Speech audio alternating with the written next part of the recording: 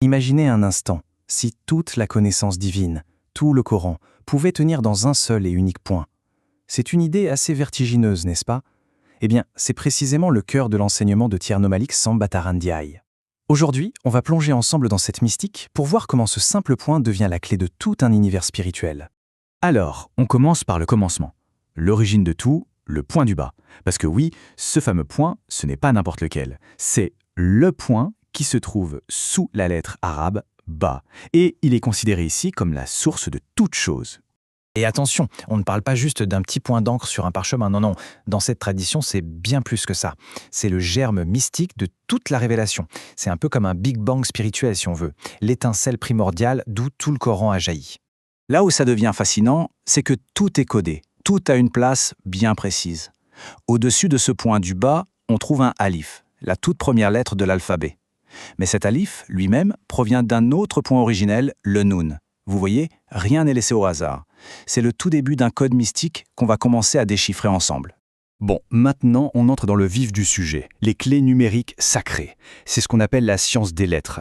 L'idée est simple, chaque lettre, chaque point a une valeur numérique. Et c'est grâce à cette science qu'on va décoder comment cette structure en apparence toute simple révèle en fait une information capitale, le nom caché de Sharamati Jani. Alors allons-y, faisons le calcul, c'est très précis, chaque élément a sa valeur. Le nun, ce point originel du alif, vaut 50. Le alif, lui, vaut 1. Et notre fameux point du bey, il vaut 2.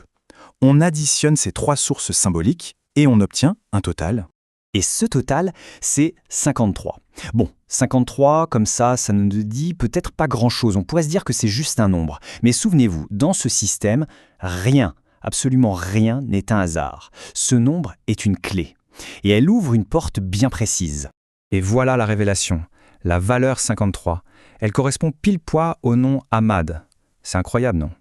Le nom même de Cheikh Ahmad Tidjani se retrouve donc là, codé, embriqué, mystiquement, dans l'origine même de la révélation coranique.